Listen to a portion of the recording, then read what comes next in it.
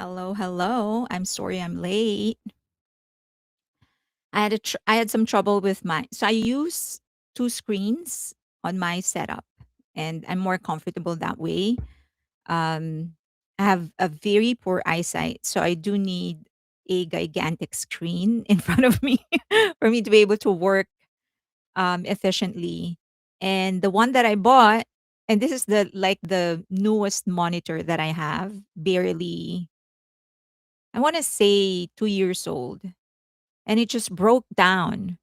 So I was trying to fix it because I was thinking I thought it was my computer, my Mac, because it's old. It's almost 7 now. 7? Probably 7, approaching 7. And so I thought maybe it's my computer. So, hello kapatid, hello. He said or she said, hello sibling. So I was like, so I thought it was my Mac. So I went to change it. So it's like I was using my MacBook Air. I thought maybe that's what's wrong. I can't use PC anymore. I'm not used to it. But it's not. So I couldn't believe that it was actually the monitor because it's new. So now I had to go to my mom's room and take her second monitor, which is a little smaller. So I'm still not used to it. So that's why I'm late. Okay. You came in mid-sentence.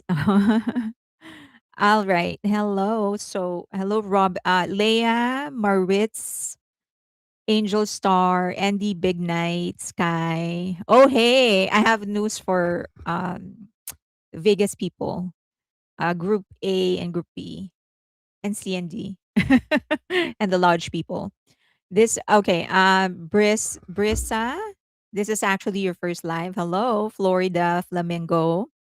Danielle, James, Jasmine, Z Arashi, um, Jax, Nancy, Robin Carr, Elizar, Don,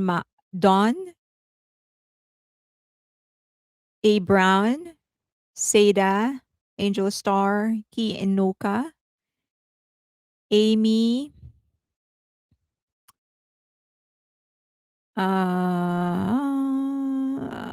Leah, OSP, MLB, Cindy, Patty, Nikon Lady, Bang Luna, Mama Ja, I am Claudia, A. Brown, Alicia, Just Me, OSP, Leah, Bomac, Alta 444. Debak is hiding. He doesn't like me today. Letitia. I was trying to get him on my lap. Who wouldn't? Or probably he was a little irritated because I kept on moving because I was trying to fix my computer. My setup. Not my computer, but my setup. Jolie, Arlise, Nigma, Angel Star, Bang Luna, Hoan One, Leia, Cindy, Nigma Price, Amy, Pia, Sylvia, Z Arashi, Jax, Michelle Santiago, Miriam, Gold W and James, Myself, Halina, Florida, I am Claudia, Ronan, Hanako, BTS 7 plus 1, Ritsaki, Emily, Wonder Human, Patty, Lisa Parker, Imelda, Calderon, Arlene, LA Reina, Lorena, Just the Tea Please, Ann Shoulder, Arlise, Robin Carr, Just the Tea Please, Dodger Girl, also on Twitch. Ellie Reina or Lorena? How do you pronounce your name? When I said Lorena, a lot of people were confused. Or like, who was that? Is it LA Reina? CMB, family. PZ 48128, Lily, Norwegian Wood, Patty. Wow, there's a lot of people now. Gemini, Rani, Restless, Anne, BTS 7 plus 1, Angel Star, Katie Dreams. Oh, a lot of people on Twitch. Angel Star is on Twitch.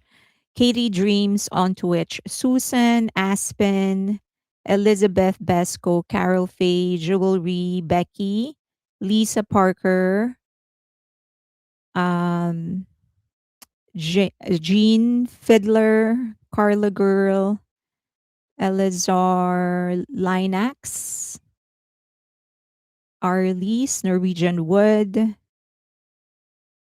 Portia. Wow, a lot of people here.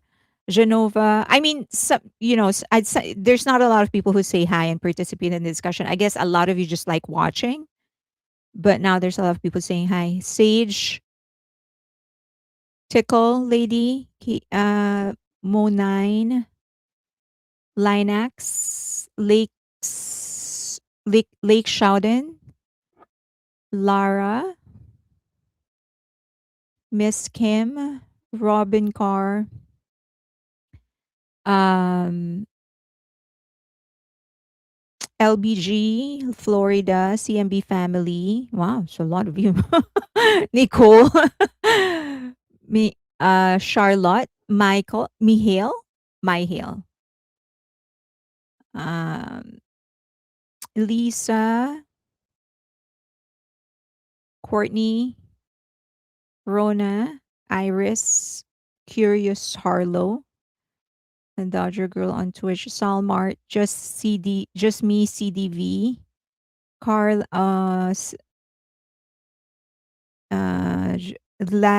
Lydia, Morse, Morse, Morse, Patty, Full House.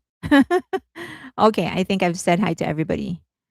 Um, okay, so Melissa, Gemini, Ronan. Okay, I've said hi to everybody. Okay, so um, for those that are on queue, like the ones that are waiting for a suite in Vegas, is anyone here? The ones that are in group A, B, C, D, and then the ones that are hoping for a lodge, is there anyone here from those groups? If you are here, so I spoke with, just say like, hi, I'm from Vegas, group A. Okay, great. So Katie Dreams, okay. All right. So if you're waiting for a suite in Vegas, um, I spoke with the agent this morning. He called and he said that either tomorrow or Wednesday. He can't even give me the exact date. But he said, I already have a couple of suites that I think I can give to you. That's what he said. So I don't want to, it's so, everything changes like for every second. So I don't want you to be like 100% sure about it. But that's just, I wanted to communicate with you what he communicated with me, because I added more lodges for those people that are coming in late. So he called me and he said that that there is tomorrow or Wednesday he'll call me because he thinks that there's the suite is ready. So let's see what's going to happen. He read back all the suites that I reserve, like, so we have one for 24th, one for 27th. It is 27th. I think the mistake on the website, the one that says 26 is KST, could be, probably. I don't know. Or maybe it's just an error, but it is 27. Um, so that's what he said. So he said he'll call either tomorrow or Wednesday, because, and it's going to be interesting because LA is also going to call tomorrow. The LA suite is also going to call tomorrow. So there you go. Let's see what's going to happen. I hope that at the very least we get, not the very, but you know what? Let's manifest that we're gonna get all of those. Let's manifest that. And then Andy Big Night Sky, I did ask you because you said that you prefer a lodge, or sorry, if there is no suite, you would go for a lodge. But a lodge occupy well, it takes in 4 people, and there's 5 of you. So if you take that, one of you will be separated. So, one person can join you with that one person can just cross and join you, but then they won't have a seat.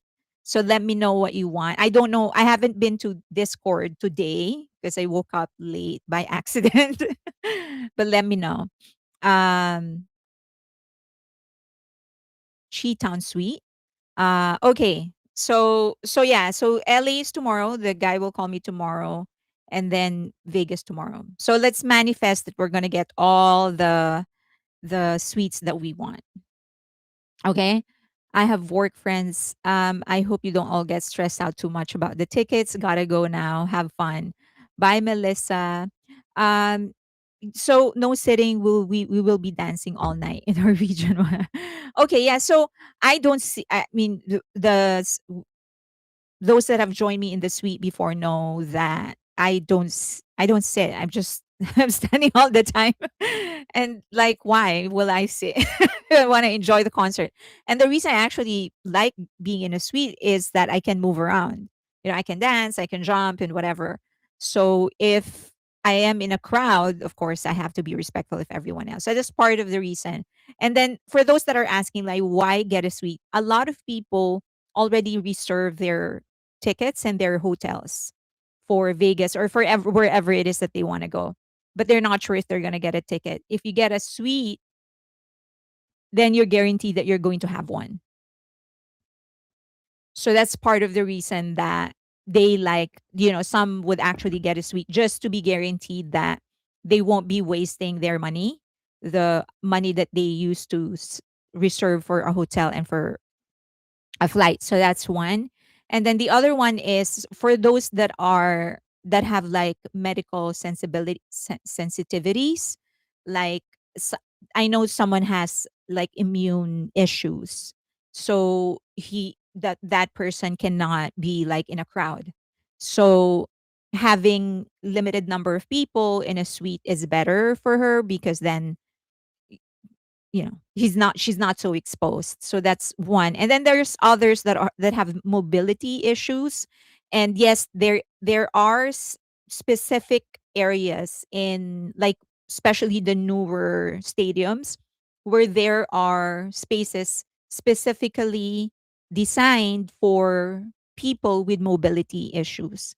But just like everybody else, you do need to queue up for the tickets. And if there are a lot that will be queuing up for those tickets, then you won't be able to get one. So those are the primary reasons why people like like getting a suite, just to have that one day where you can do anything that you want, you can dance around, and you have that space for your group. um, that's one. Second is that for those that have already reserved their tickets, their hotels, and their flights, at least having one, they know they will have one. They won't be wasting their money. That's another one. And then for those with medical issues, it gives them the opportunity to still go there. And then, yes, usually for a suite, and depending on what kind of suite you want, but usually there are suites where there are dedicated restrooms, or suites where you're sharing that restrooms to limited number of people. No, those are the okay. I have empty stomach issues. How much is the suite? It depends on it really depends. The range is so like gigantic. It could be between 600 to like, as we all know now, it could go up to about 3,000 depending on the kind of suite, depending on the location. I know that the MetLife seems to be more expensive than SoFi. I thought SoFi was going to be the most expensive. But no, MetLife is way more expensive. It's ridiculously expensive, but it's also a bigger venue. So yeah, it can go anywhere between 500 to all the way up to 3,000, 35 even. So we're talking about suites in a stadium. Now, if you go smaller, like arena, those are a little bit more affordable. So the bigger the venue is, the more expensive the suite is. Okay, how much is MetLife? 75. 75. Ridiculous, right? I was like, "Oh my gosh. How can I even afford that?" Um, and it depends on who owns it, correct. So, suites in certain cases, suites are already rented out for the entire year. So if I so technically every year someone owns a suite, right? So if I have a suite, I have a say in how much it's gonna cost. I don't yeah, I have a say in how much it's gonna cost to rent it out. So is that per person? No, when you get a suite, you rent the entire room. And so for example, if it's a suite, then you rent and there are 20 it can fit. For example, this is just an example. It can fit 20 people. So if it is 50,000 divided by 20, and then that's how much you pay per person. So the MetLife, I think they accommodate 26 people, and it's like 75 or something like that. Are you an owner for Las Vegas? No, I wish I am. Should I manifest? In the future, I will be. No, no, no, no, no, no. How much is the upcoming Vegas one? Again, it depends on what you're talking about. It can be, and also it changes. So the reason most of us, for those that have been, sorry, not so some of us have actually done this a couple of times for J Hope's tour and for Jin's tour. So we kind of know how fast these things go. So when some of us just called and we were given the price, we know that that moment is the cheapest it'll ever be. It's not gonna it's not gonna go down. Um, so we got those, and the earlier you buy it, the better the price is gonna be. If you wait later on, usually the price is going to be dynamic. So it depends on the demand. Like now, everything is way more expensive because there is demand when it comes to BTS. So suites that you can get for like 50, it's now going for 75, things like that. So it it really depends on like the more specific you are with your if what you need and what you want, and I can give you the pricing. Is anyone going to be is anyone here going to the Baltimore show? Doll Baby is asking. I'm gonna try for Tampa live in Florida. Bang Luna is I don't know what Bang Luna is, but it is Texas, I know. Bang Luna, which venue are you getting a suite in? And then why are suites far up though? I hope for section 100s. No, there are section hundreds. So for SoFi, when I first called, I actually made the deposit when I first called. It was 100 levels. It was actually floor. It was a field level. So, but it was really expensive. But there are the ones that we got for Vegas. So it's all 100 levels. The first batch that we got for Vegas. I'm gonna try for VIP tickets. I'm not that short, not nor that tall. If I end up a bit far from the stage, is VIP still gonna be worth it? Um, yes. I mean, it's really a different experience. I guess how you frame it should be that every every area gives you a different sort of experience. So I for example for Vegas, I'm in a suite twice already, 2 days I'll be in a suite and probably 3 days. Depending, but I do want to get a VIP ticket just because it's a different experience. You get to watch them um in a in the sound check, right? So it's a little bit more like relaxed. You get to see them a bit more relaxed, and they're just like walking around saying hi to armies and stuff. So that's a different experience in itself. Now, you do have to battle the phones that are up, constantly up, just recording the boys. So, so again, that's a different experience for you. Um, and that's how I ended up buying that super high shoes, so I can, yeah, so I can actually see, because I'm unfortunately very very short. So I guess that's how you should look at it. Like it offers different experiences. And then the suite is just so I can actually really relax and just enjoy the music. I've mentioned to you guys that I watch several times. I don't just watch one time. I watch several times. And so I want to have at least that one time where I can just enjoy their music and not have to like get irritated with all the phones that are on my face. Sometimes I see nothing but the back of the person right in front of me. It's so irritating. So but in a suite I get to enjoy it. Like we can just sit down, we can see them, we can see the stage, just dance, just sing. It's chill. And I feel like, that's how I appreciate what they're doing, and that's how I appreciate their music. And then the VIP experience is when I get really up close, at least as close as I could.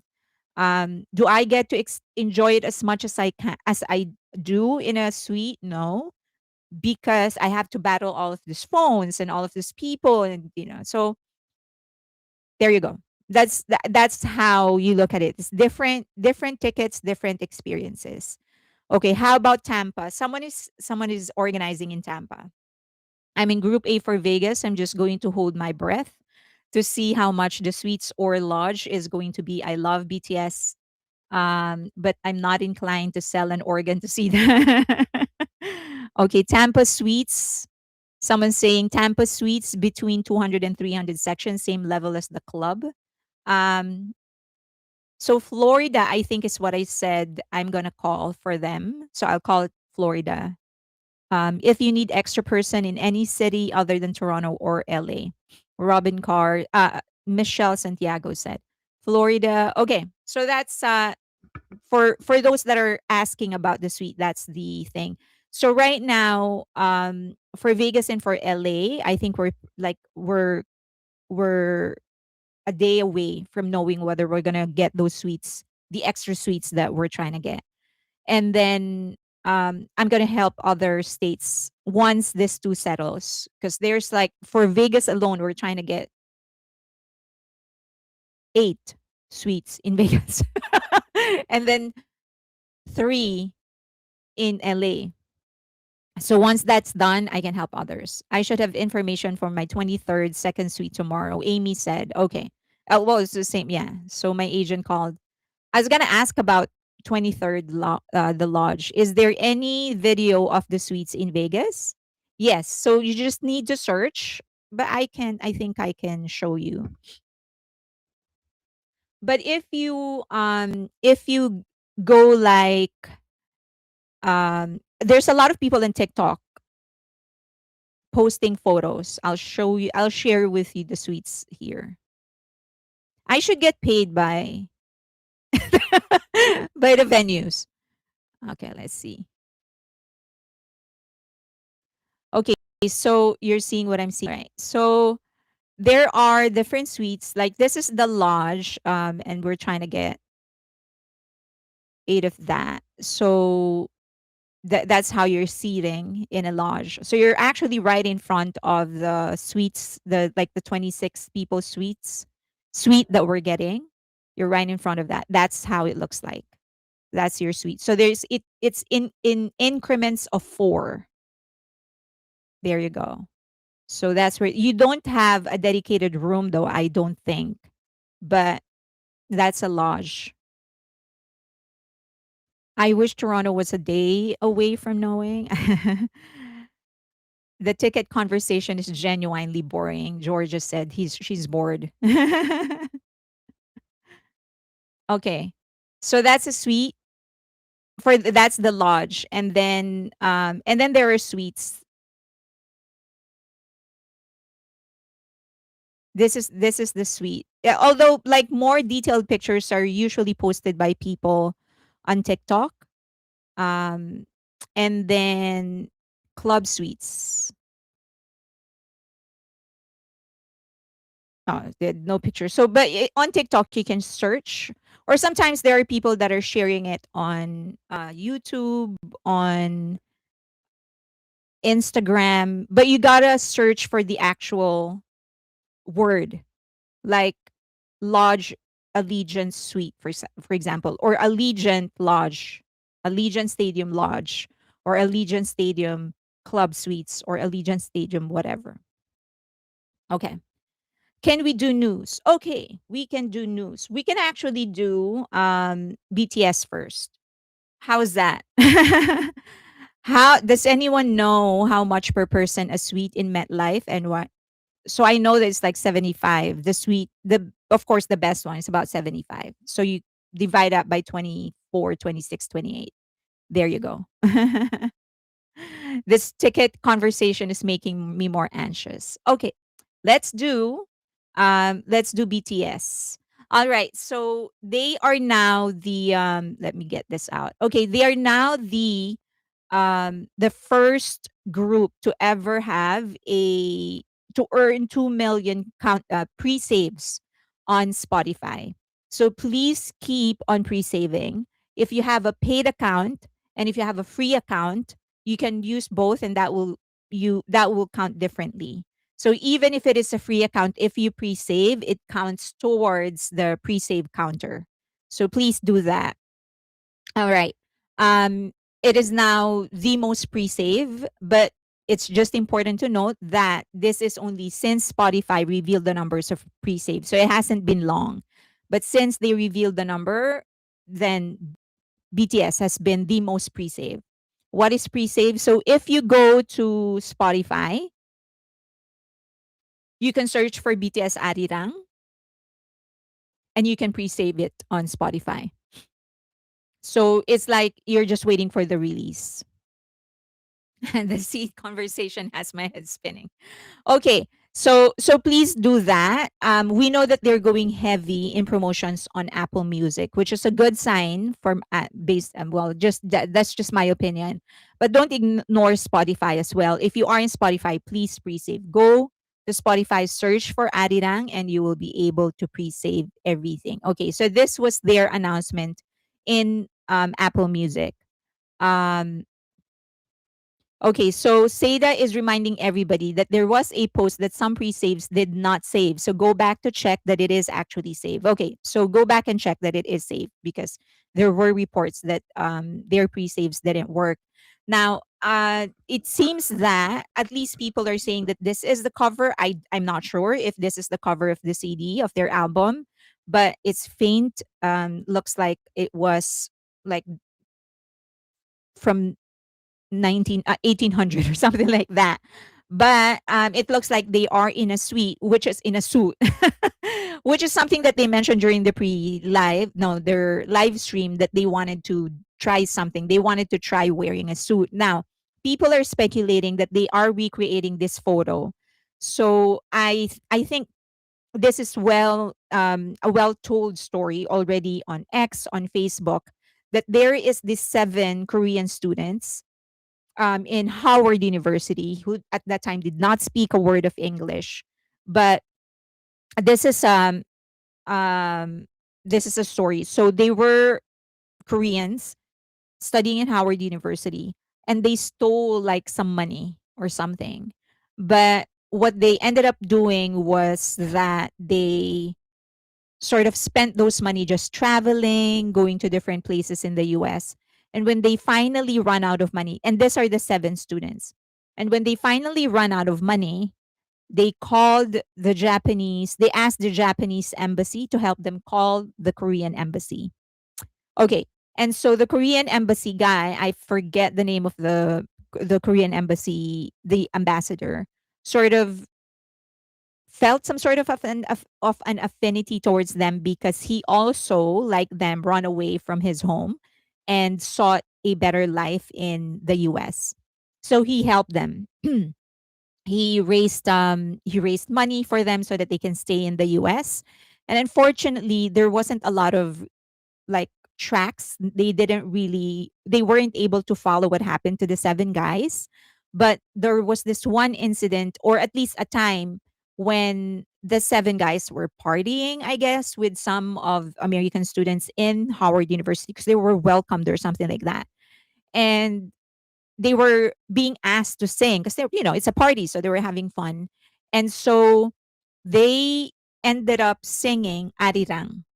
because they told them, the seven students, the seven boys told the other students, we don't speak English, we don't know anything, let's just sing anything. So they sang Arirang. And then they also, it was like some sort, I guess someone recorded it or they recorded it after, but it became the formally the very first recorded Korean song in the US. So so they are going to, so that a lot of people are speculating that this picture, this album is a an homage of this picture, because this is their most popular picture ever, and probably the only one where the seven of them are complete, because as I've said, after that no one really kept track of what happened to these seven students. So they are a lot of people, a lot of fans are speculating that this is an homage to this picture. Okay. All right.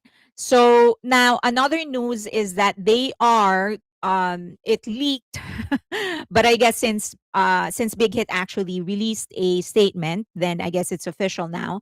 They are going to make a comeback, or at least they're starting arrangements in order to do a comeback show in Gwangwamum Square. Okay. So for those of you, if you would remember, there I had an episode where I was talking about like possible stuff that they will be doing in the comeback. So my source actually got this down to the very location, because I so he's right again. I don't know if he's watching today, but if you are, my friend, thank you so much, and I'm sorry that I did not fully believe everything that you were saying. But I said this location because he told me about this, and he's right. So, but for those who who wants to go, because it's going to be free. Allegedly, it's going to be free, and this is going to be their very first formal comeback, and they're going to do it there. The area holds about 20 to 30,000 people, but it's going to be a raffle. Okay. So you do need, at least I think once they have everything locked, the location and stuff like that, then they're going to send a notice to everybody and you can join a raffle. Okay. And if you win, for example, you do win in that raffle, you have to come or they're going to ban you forever. So don't join the raffle unless you know that you can fly to South Korea and actually watch it. But it's going to be a great experience because it is going to be officially the very first comeback of BTS. So and I love that they're doing it in this place, and I love that they're doing it before armies and that they're doing it for free. I think that in itself is a huge statement from BTS. So if you ever plan on signing up, because it's going to be a raffle, make sure you can go there. Otherwise, you're done. They're not going to get you in any raffles again. They're going to ban you forever from joining the raffle, not from buying stuff. Okay. Bless your insider for giving you tidbit. I know. He actually says more. I just don't know if I should be saying those. But this one he got right. So the Gwanghamun Square is right in front of the Gyeongbokjong Palace, the Grand Palace that they have. So if you go to Korea, you can. This is one of the places that you absolutely have to go to in Seoul, because this is the resident of the king, the emperors, and also this is where the government offices used to be. So if you right outside, there are hanbok rental places that you can go to, and then you can rent a hanbok, and if you are wearing a hanbok, going inside is actually free. If you're not wearing a hanbok, then you do need to pay. Okay. So I hope they will live stream for us. I hope so too. Has your friend heard if they are going to live stream it? I haven't asked, actually. I'll ask him. Okay. Are you going Fairy Lane? I am going to join the raffle, and if I win, I'll go. But I have not booked. Haven't booked, which is a huge mistake because it's going to be very expensive. We have seen what happened to Busan, where they hiked up the prices 10 times. Okay, so according to Big Hit, it is not final yet. They're still trying to. Um, hey AEC, will the comeback concert? This one, This one, we're not sure. They haven't really announced. And I guess the only reason they haven't announced is that they don't know yet, because according to their press statement, it's still being arranged. They just, but the permit, they were actually processing it since last year. So I guess they're waiting for the approval of the permit. And once it is approved, then they're going to announce. But once that is approved, you're going to have to wait for their letter, then you can join. This is how it looks like. So it is directly in front of the Gyeongbokgung Palace. Okay. Now this area is kind of like it's not, it's a very they built they rebuilt it specifically because they wanted to recreate the historic route from the palace's entrance. So there used to be like government offices around it. Excuse me. And so when they developed the area, some of those government offices were torn down and whatever, but they're trying to recreate that. So they built that square because the plan was to recreate those government offices during the imperial, during the old times, and they'll recreate that. The recreation hasn't happened, but they have essentially used that area to do different types of festivals and events. This is so that's the entrance. The way at the back, you can see the palace. Right in front is the King Sejong statue. Now, the King Sejong statue is one of the most photographed places in South Korea. So, and it's beautiful at night, not so much in the morning. Well, I guess it's beautiful in the morning too. The mountains is behind it, whatever. But primarily because it honors King Sejong, who, as you know, is the one who created the the Hangul language and the writing, the system of writing. So, so that's how big it is. If you're gonna go there, you will see this location. This is where they are going to be doing their concert. My guess is that they would use the backdrop of the palace. It's going to be right behind them, because if it's going to be photographed and videoed and recorded or live streamed, I'm assuming that they would want to actually showcase the palace. But I also see them standing in front of King Sejong. So let's see how they're going to do the setup. But it seems that the most optimal would be for them to use the palace behind them as the backdrop. If you get there, would you possibly have time to do a quick live stream of the venue area? If I do get there, yeah. So the thing is that, as you know, I already bought my plane ticket and booked my hotel for the comeback concert. Even though I have 0.01% of getting a ticket. Oh no, wait, no, we're manifesting. So I already booked my flight and my hotel for their comeback, and it's like several weeks apart. So what am I gonna do? Like fly, come back to the US and then fly back again? I don't know. But I'm going to join the raffle and cross the bridge when I get there. Okay. Wasn't your source talking about BTS at a festival? Yes. So but that's a different, they're talking about there's going to be like a festival setup. So for every state that they stop. Yeah. Oh, now you're remembering everything that my source said, huh? Okay, this is a better picture. You can see there at the back is the palace, and that is right in front of King Sejong. So that's sort of like the gate. Okay. That will be a great location for their first OT7 live performance. What's it? Okay, so and then this is another angle. There are two stage monuments, not just statues, but monuments right in front. So okay, one second. Let me try to. So this is King Sejong, and then the other one is Admiral Yi Sun Shin. Admiral Yu Sun Shin, and that's him. Okay. Fairy Lane, we've already decided. Of course, yeah, we've said that we're going to get those tickets. Yes, I sorry. So this is one of the things that they do to convert that area. Like during festivals, during Christmas, you'll see some booths there. Um, during their New Year, different times. And this is the Lantern Festival that they have. They also do it there in that square. So it is a place where a lot of events happen. So it's not surprising that they're going to be doing it there. It's just going to be interesting how the setup is going to be, because it's not going to be um It's not going to be walled in. Everyone will be able to see them basically.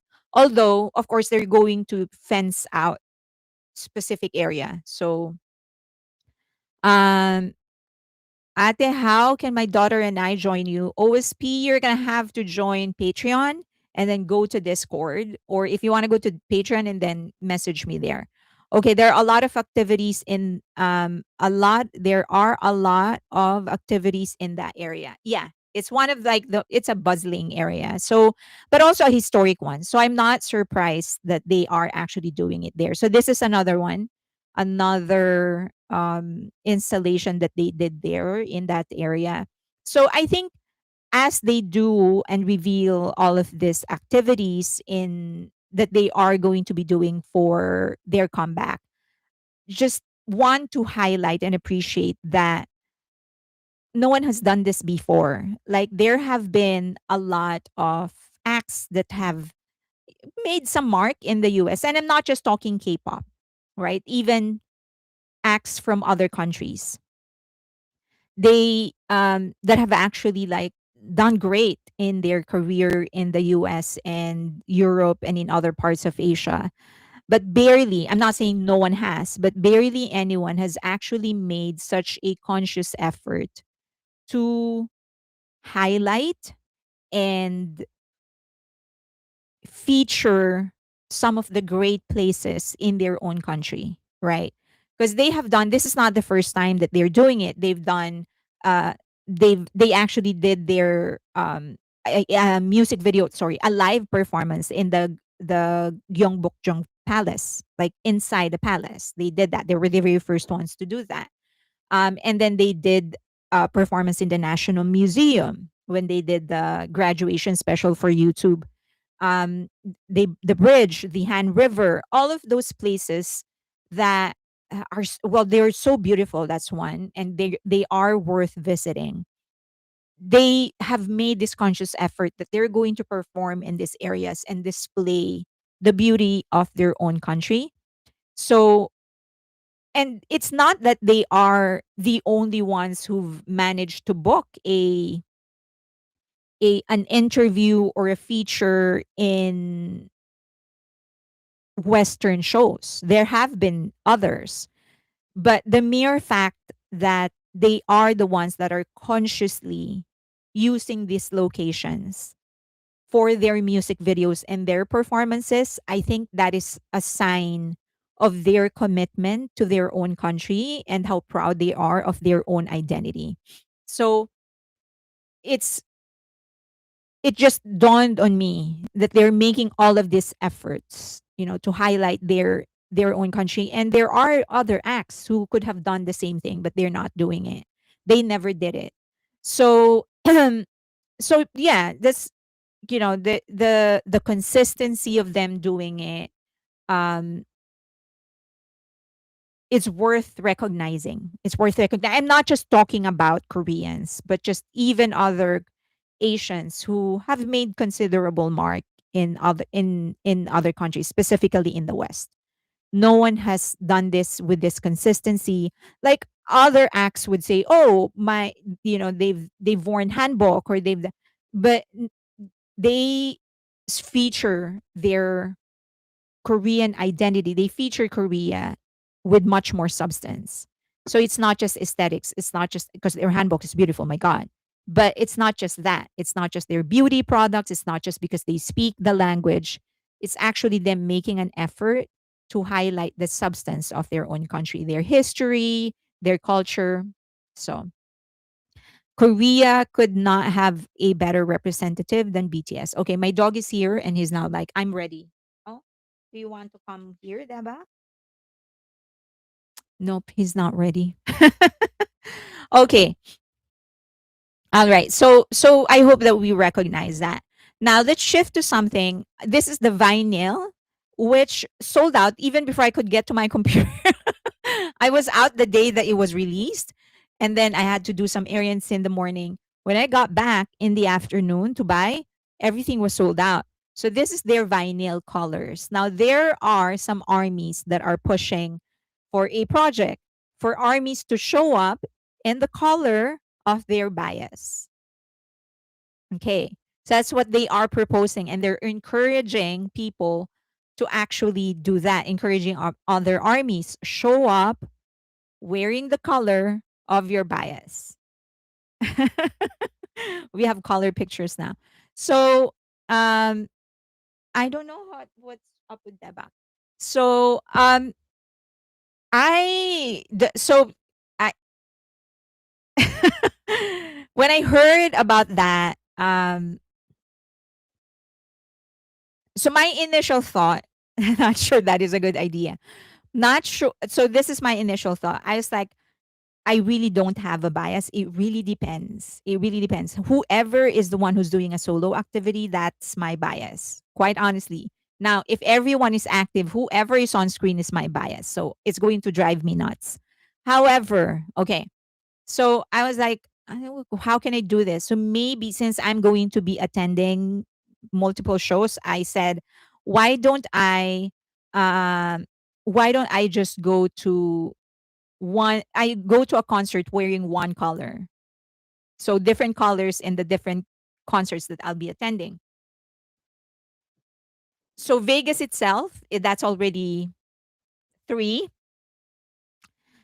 If they add another date, then that's going to be four. And then I have LA, which I plan to attend. So that I plan to watch them in all the dates. So that's eight. So that gives me more than enough time to actually wear all of the colors of each of these guys. But then the problem is that the others, those that can only be watched once, right? So that I think is going to be the problem. Because this is going to turn into a fan war. Okay. So I don't usually make decisions based on hate or haters, and I certainly don't make decisions based on solos. So I don't care. Personally, I don't care whether people wear the color of their biases vinyl or whatever. I'm just trying to say that if armies do this, it's going to. Baby, do you want to come here? Hmm? You want to show yourself? You want to brace this for your friend? Come on. S- Okay, come on.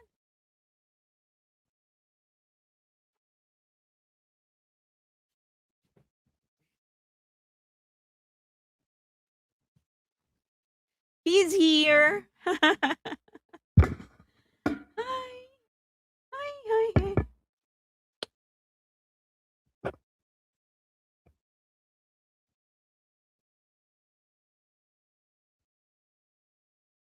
Hi.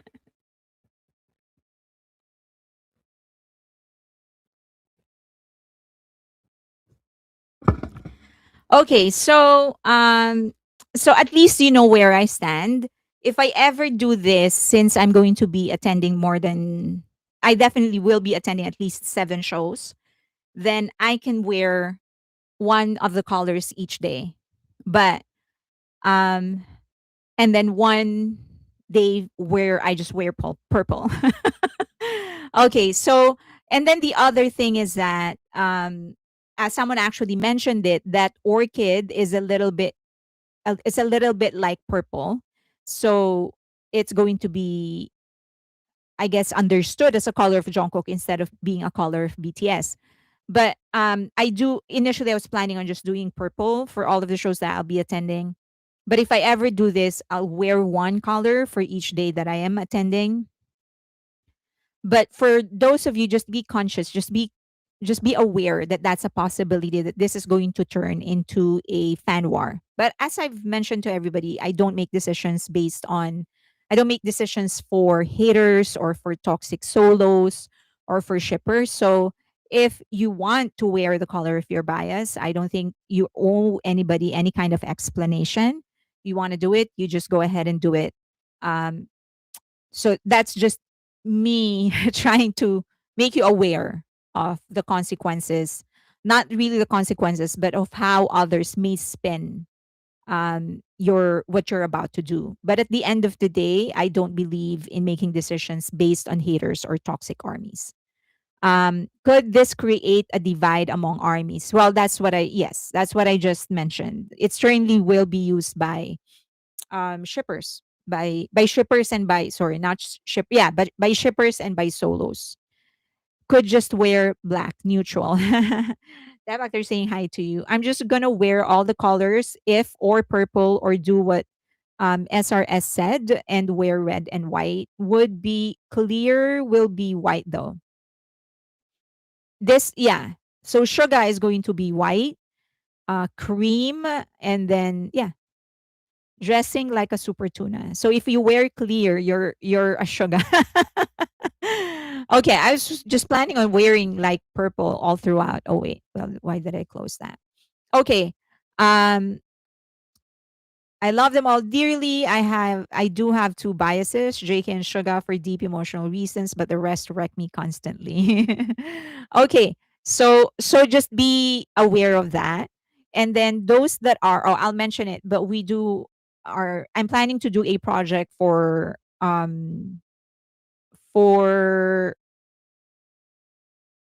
Vegas, but I'll mention that. I'll discuss that in a bit. So Rolling Stone released a new set of materials of the interview of Jungkook. I still haven't gotten my copy of the magazine, so I ordered Rolling Stone UK. I still haven't gotten it. I guess some people already did, and they scanned some of the photos already. Some of these photos you've already read or you've already seen. But if you can go to Rolling Stone's IG and YouTube and also TikTok. Please go there, give it a like, leave some comments, share it, just interact with it because they released some new interviews. Okay. So they released it all for Rolling Stone UK, Japan, and South Korea.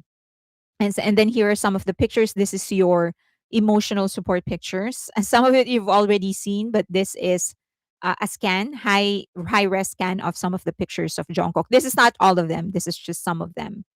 I like Jungkook's outfit. I wear that. I will wear that to the concerts. There you go. He looks. He's all grown up. This is your emotional support pic. I'm all for the red and white team shirt for all of them. I got all of my LJK magazines. I haven't gotten it. I just ordered one of each. One for V's GQ, one for Jimin's Vogue, and then one for Rolling Stone UK because they're so expensive. And still haven't gotten any. Although I just ordered them. So and also I'm in the US. So you got yours yesterday. Haven't gotten mine. Okay, so more pictures here. I love this photo, by the way. This I think is my favorite photo, and it's kind of odd because you can't see his face, but I do like. I know the effort. The effort is to try and show the seven, his tattoo. But I've always told you that I like pictures that tell a story. I'm not really. I mean, of course, I can appreciate pure aesthetics, but I love when a picture actually tells a story. That's why I love that picture of RM sitting on top of a lifeguard chair, right? I told you that because it seems like it tells that story of a king because he looks like a king if you look at it if you don't notice the lifeguard chair, it looks like he's a king sitting above everybody else. But then you realize he's a lifeguard, that he's not on his throne basking in his glory, but actually protecting people. So, and I love this picture because it feels like in his most unguarded moment, the one that is closest to him, closest to his ear, closest to his throat, closest to his neck, closest to his heart, the most essential parts of his body that makes him who he is as a singer is seven, which is BTS. So that's how I interpreted the picture. So I love pictures that tell a story. Okay. And then this is just another picture, but this is your emotional support. Hello, baby. Hello. Okay. RM is a king. JK has a beautiful jawline. He does have a beautiful jawline. Yes. Um, this photograph also seems to show maybe a scar on his shoulder. Maybe that's a scar. Yeah. So love this picture too. but no one beats that picture. No one beats that picture. So, but I love every picture of him. Okay. Love this picture too because we get a clearer view of his tattoo right here. I love that. I still wish that there would be like a live stream where he discusses the additions. So it is now extended to his shoulder all the way to the back. So I hope one of these days he actually discusses it. It's turning out he's really improving. He's really improving the the policy. I mean, he's really improving the aesthetic of the tattoo. So I hope someday he could talk about it. Okay. Just this is straight up him looking at the camera. All right. I hope you're getting healed from all of the stress of ticketing. Um, so I think he made some changes here because I think that this the one right in the center also changed a little bit. Okay. He is very beautiful. Okay, and these are some of the pictures of Jimin's Vogue interview. For those who haven't seen the English translation, let me know. I will be posting it in Patreon. But it's such a great, insightful interview about him as an artist and his future and things that happened during the recording. So um, Jimin Shi, yeah, Jimin Shi. There's two pictures. So apparently, he was highly involved in the shoot. He was actually sort of directing it. He was saying like, "Okay, let's try this and let's try that." That's what's in the story. So he was basically actively directing himself. Like after every set of shoots, he would go and see if there are things that he would like to try, change the angle and stuff like that. Um, so so I guess that also shows the transition of BTS from being just artists to being creators, even on their non musically related stuff, like photo shoots like this. I love this picture on the left, the one where he's wearing jeans. Okay. I hope that you're getting the concept of Vogue.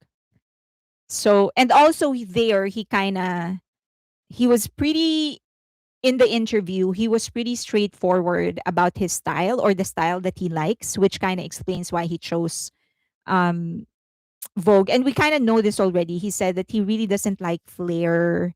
He likes like simplicity, clean lines.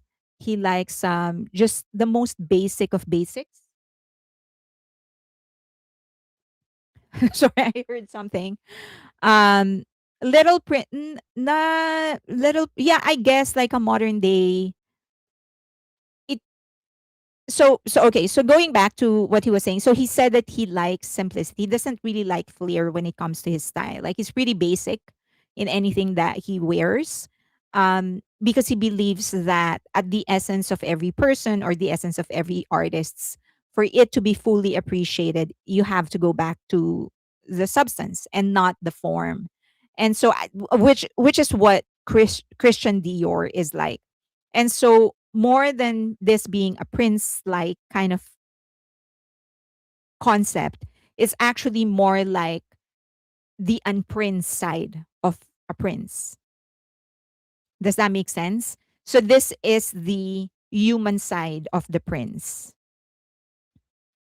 I hope you get that. That's kind of the concept where he is king, but this is the non-king side of the king.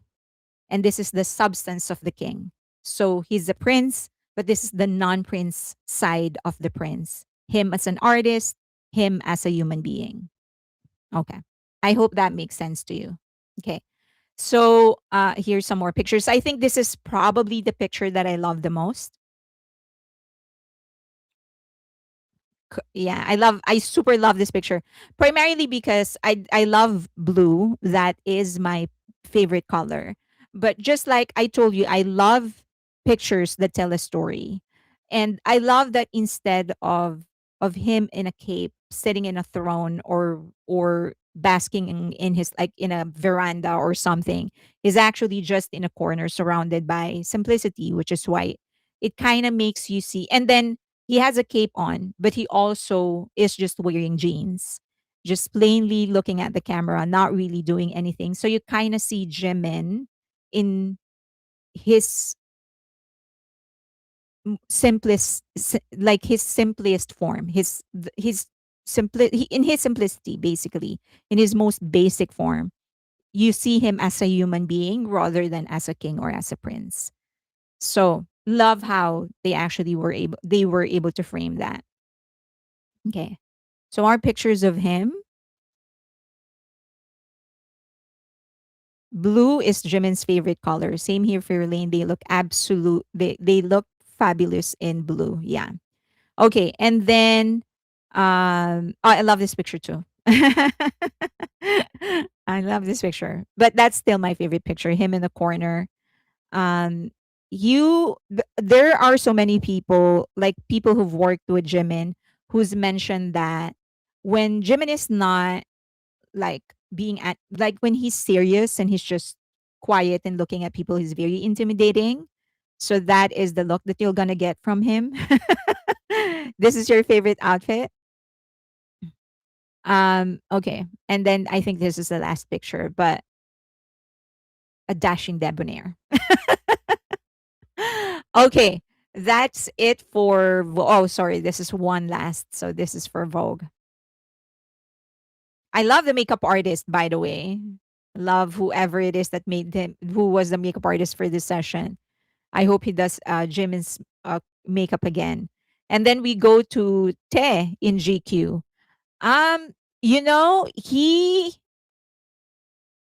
I hesitated using this word, but he in this entire shoot was just sexy. He was very sexy. So, and I love, so obviously they dressed him up very, very simply because the highlight should be the jewelry. Because I believe this is the brand partnership with Cartier. So this is Cartier's initiative with GQ.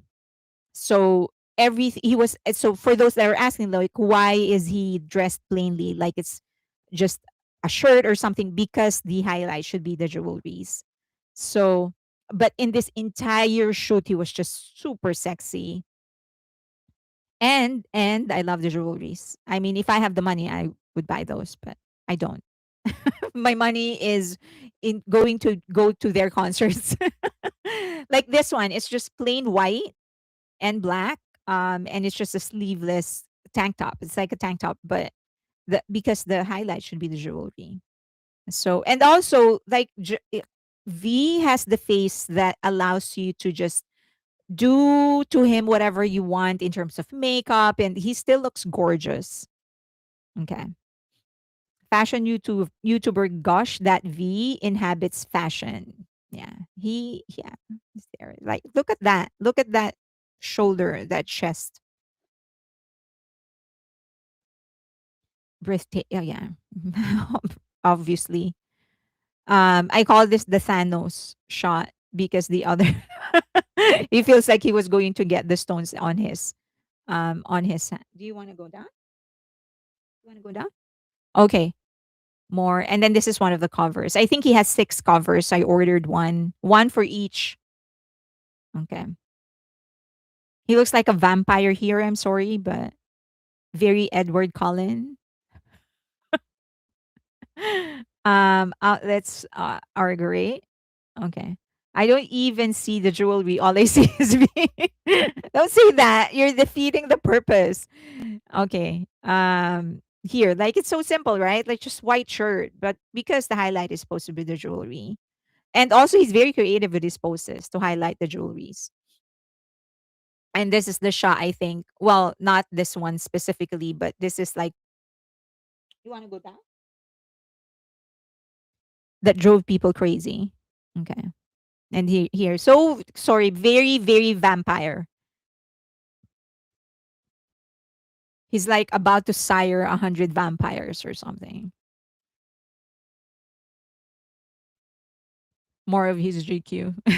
Yummy. Um, the highlight is his face card. It demolished any jewelry or clothing. Don't say that. Okay, and that's him. Beautiful, absolutely beautiful. Yeah, I love these shots as well. This series of shots. I think there's one here. Um, and you can dress him up like any way you want. It still looks good on him. Okay, Teman spreading. All of army says we volunteer to become vampires. This is my favorite picture. Just because it's really creative. I just love that shot of him with a shadow. They usually do this against the water. For other like models, if you would observe, they usually do this against water. So the model would be like the instead of a glass, it would be water. But I guess the glass table actually gives him like a clearer view of his face. But I just love the creativity. And that's him shirtless, but you do not get to see the rest. just just the shoulder. Okay. This is the shot. This is the shot that drove everybody crazy. Okay. This is not what I bought, by the way. I still say he looks like he has Italian in him. Could be. Could be. Okay. And then that, the biceps all day. 1,000 hugs, V, A 1,000 bites. Tease. That's the money shot. It is. Well, that's why it's a cover. Okay. All right. That's your emotional support picks. Have you now recovered from all the discussions about the sweets and the tickets? Okay. His muscles and arms. Okay, let me get this guy down. Do you want to go down, baby? Hmm? Go ahead and grunt. Go. Complain to them. Tell them that you ran out of water last night and I forgot to put water in your bowl. Tell them.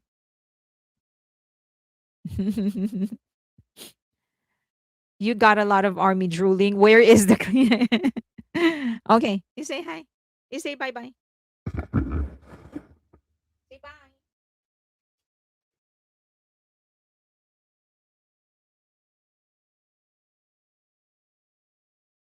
Okay.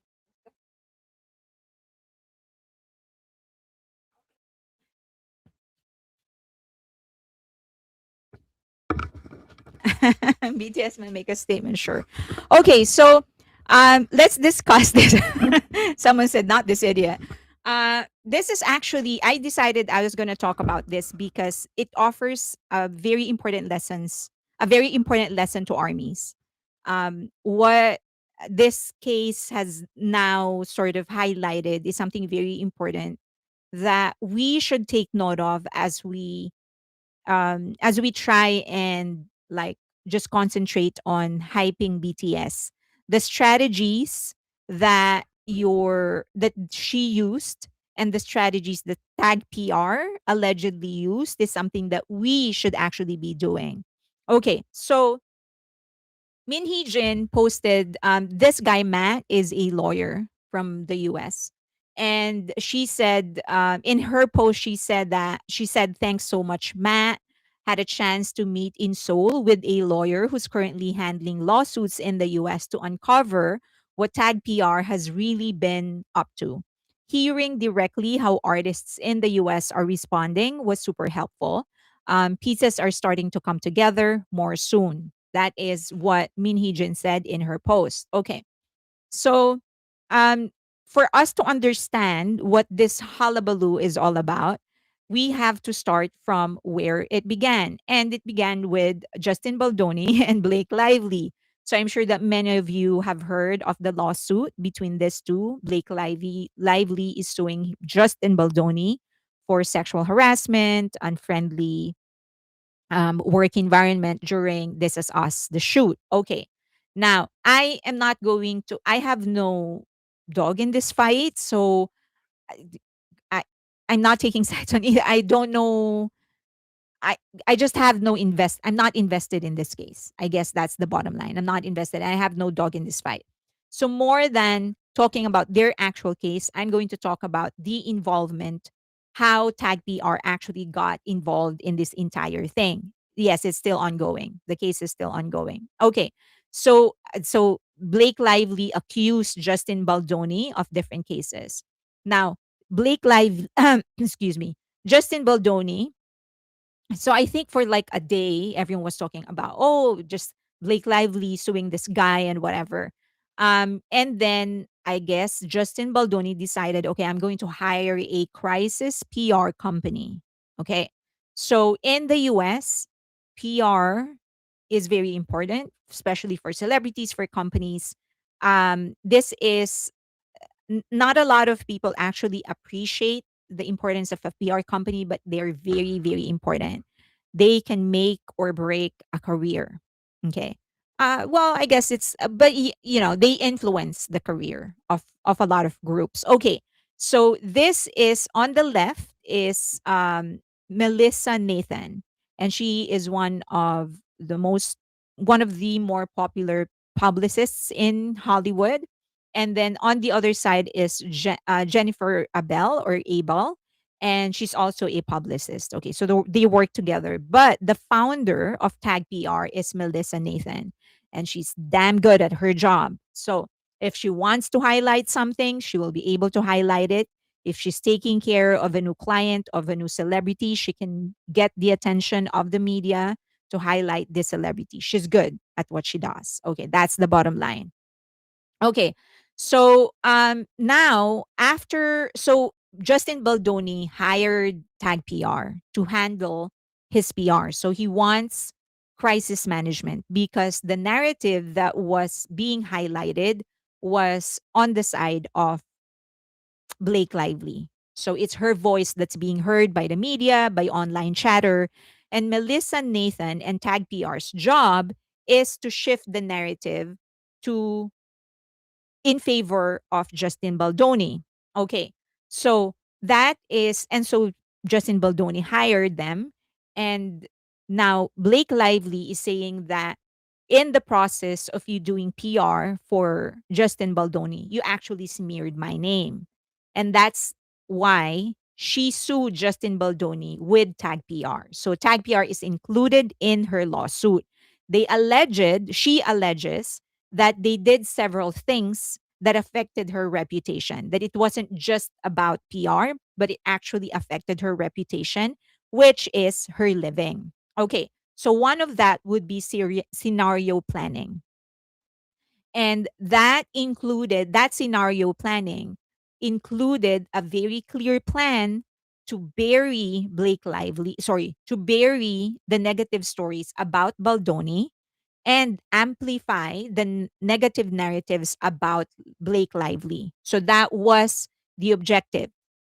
They want to shift it. They want to make sure that the public sees Baldoni as the good person and Lively as the bad person.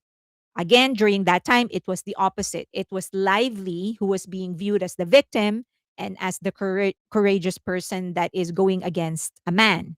Now they want to shift that and paint Blake Lively as a woman who's using her gender to, who's weaponizing her gender to go against a man. Okay.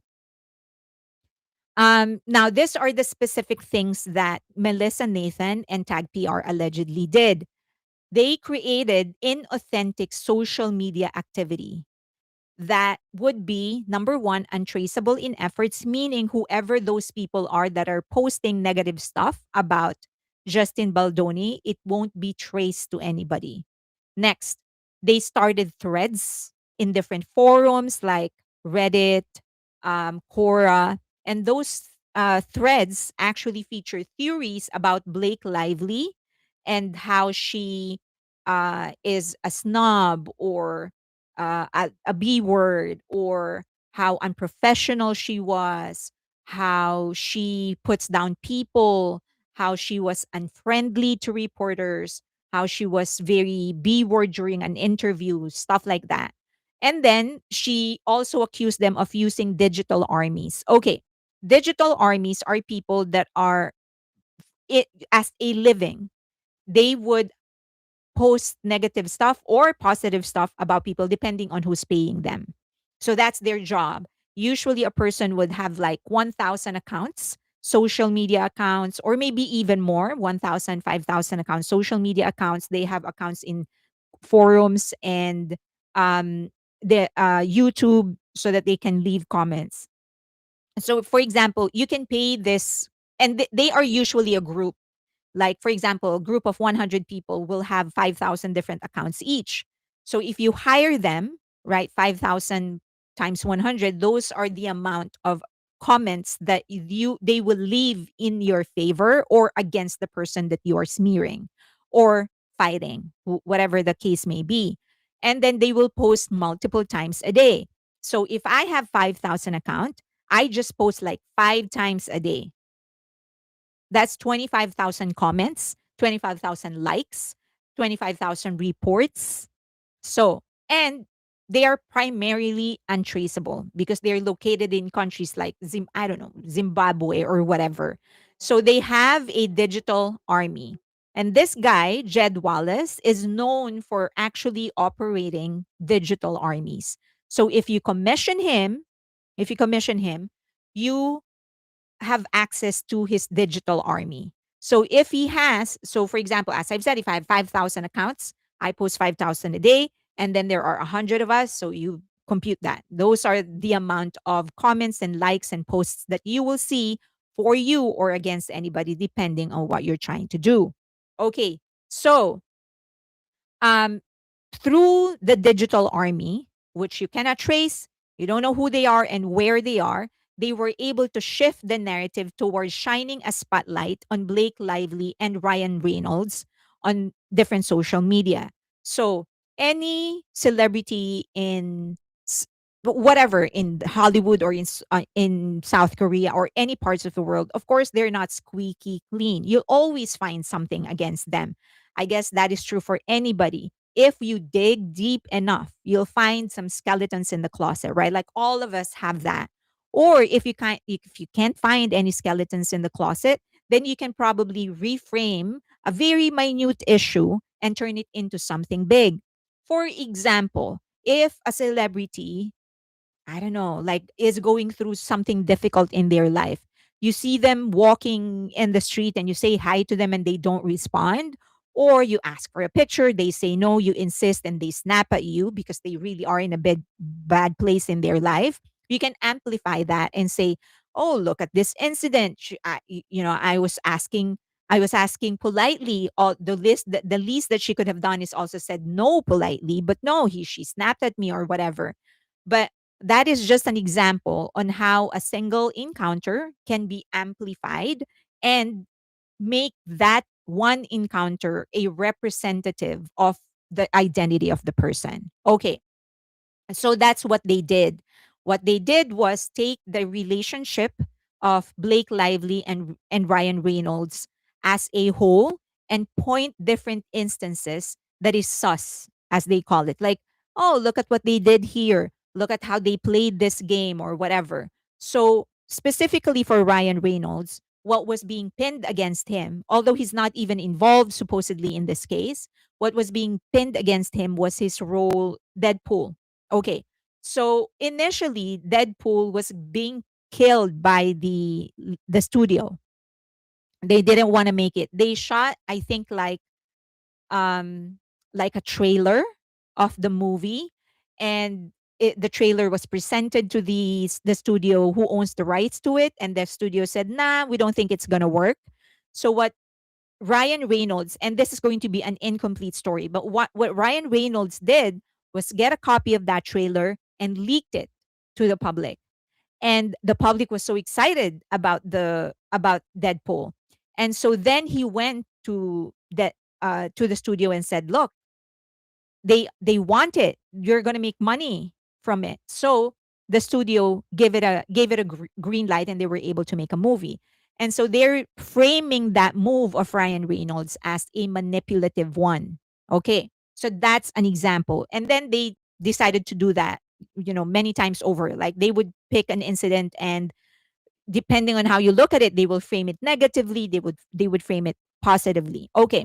And then so a lot of people were, so because Ryan Reynolds is known as a nice guy in Hollywood, and they tried to destroy that reputation. Maybe they've managed to destroy that reputation. I don't know. I'm not aware. But that was the effort. Also, they started seeing this two as like they used to be like a power couple in Hollywood, but ever since the PR effort, they became like this arrogant entitled couple of Hollywood. So the image, the reputation sort of shifted. Okay. um Now, some of the things that they did, according to the lawsuit of Blake Lively, is that in her Instagram account, so she had a business. She has a business like a hair products business. So she was promoting it in her Instagram, and they would flood her comments with negative stuff. And then if you would look at the profile of these people that are leaving comments, they're sus. Okay. Meaning they have zero posts, they don't follow anybody. It was recently created. And they said that obviously someone is actually creating all of this account for the sheer purpose of leaving comments on my posts. Okay. And most likely also highlighting the negative posts about me. Okay. So, example would be, these are some of the examples that are on the lawsuit. How about you stop paying the media to trash and smear Justin? That would be a good start. You awful human being. Okay. That's one comment. Another comment. We want Justin Scott of the movie. He actually care about DV or domestic violence. Okay. So Justin Baldoni actually talks a lot about domestic violence, abuse against women. Okay. And then they also, another accusation by Blake Lively on the lawsuit is that team members, so it's boosting and amplifying content, meaning they would engage in comments to fuel the algorithm's virality. So, okay. So here is the science of it. And this is something that, this is why I wanted to talk about this case, because I want us to learn how people are using the algorithm to highlight things that shouldn't be highlighted. Okay, so this is how, this is, okay, there you go. um Maybe this one, maybe this one. Okay, there you go. So there are streaming farms. You all know that, right? So for audio, for music, there are streaming farms. And so these are companies that are set up so that there are many, many accounts that would stream a song. The same thing happens for comments, for PR basically. There are companies, as I've said, where there are people who manage 500, 1,000, 5,000 accounts, and then they would just gang up on a certain issue. So what they're saying is, this is how they do it. Okay, give me 1 second. So these are example. Okay, so there's a seeder, is what we call it. The seeder is going to post something on like a low quality website, like a site that no one really pays attention to. Very low traffic, very, very, very low reputation. Um, and then they'll post something there, something, whatever it is that they're trying to push. So, for example, for this, um, one example would be, okay, let's say, um, the issue is that Suga actually did not own that cat. He actually just borrowed it for PR because he wants to make it appear as if he's a compassionate human being, for example. Like, he's that's not his cat, that's his neighbor's cat. He's just borrowing it so that he will be portrayed as a compassionate human being. And this is going to be posted in some website that no one even has heard about, right? And so no one's really going to pay attention in the first place because no one's reading it. No one's going to know that that post exists. Okay. Now, that is the seeder. They're going to seed an issue. Okay. Now, there is the amplifier. Now, once I know that, okay, the seed has been placed, Now I'm going to ask this content creators, amplifiers, likers, commenters. I'm going to ask them, okay, like that or repost a link of that post on your social media, on different social media, on different comments, like in someone's YouTube account or YouTube video, in someone's social media account, post a link of that. Okay. So if there are 25,000 accounts posting that link, now the algorithm of Google or search engines will say, this must be a valuable piece of information because there's 50,000 people posting the same link. So it must be important. Okay. That's how now in what is what was supposed to be like a mundane, not important, totally invented issue becomes valuable and probably true just because the algorithm has been tricked into thinking that way because they highlighted and they posted that. So everyone's going to think, that then the algorithm is going to think this is a valuable piece of information because a lot of people use it. Okay. So they will post a link of that and then others. So for example, if I post a link, right? And then you guys post a link as well. What others will do will go to my link and like it, and then I will go to your links and like it as well. So it's an exchange. Okay. So now the algorithm is saying it's moving, the information is moving. And then that's when they go mainstream. So this PR people usually has, they usually have like a contact in page 6, which is the entertainment page, the rumor page of newspapers, or in TMZ, or in different like entertainment stations or entertainment shows that are more reliable and have more credibility. Then, once the issue has been seeded and it has gained traction, it gives this websites or this news portals a reason to talk about it simply because they can say it has gone viral. We're not saying it is true, but we're saying a lot of people are talking about it. Like, look at this one post in Instagram. It has already amassed 2.5 million views. Or in TikTok, it has 2.5 million views or watch or whatever it is that goes. Or that there is a long thread in Reddit and there are 10,000 people commenting in it, and each person is very passionately talking about it. So now the mainstream media can wash their hands and say, we're not really saying it is true. We're just saying it is viral. Okay. That's how they manage to amplify the message of Baldoni and bury um, Blake Lively. Okay. So, all right. Why did I say it's something that we need to learn? Because to this day, the haters of our favorite artists, and I'm not just talking about BTS, but name anything that we find value in. This is the same strategy that is being used, misused, abused, and overused by many of them. And once this 25,000 bot posts or bots actually start talking about it, we engage simply because we want to debunk the rumors. We want to do this and that without us realizing that what they want is our engagement because our accounts are valuable. So their bot accounts, their 25,000 likes in the beginning is just the algorithm saying, yeah, maybe there's something there because it's going viral. Once other people with legit accounts with high engagement rates, those that are actually active and actually started posting a long time ago, once they engage, then you go viral. So that's what we need to understand how they play the game. I hope we get this in our heads that just because something is amplified, just because something has 25,000 likes, 50,000 likes, 100 likes, does not mean it is legit.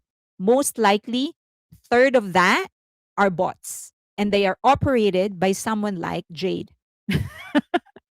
That someone who's getting paid or this is his living.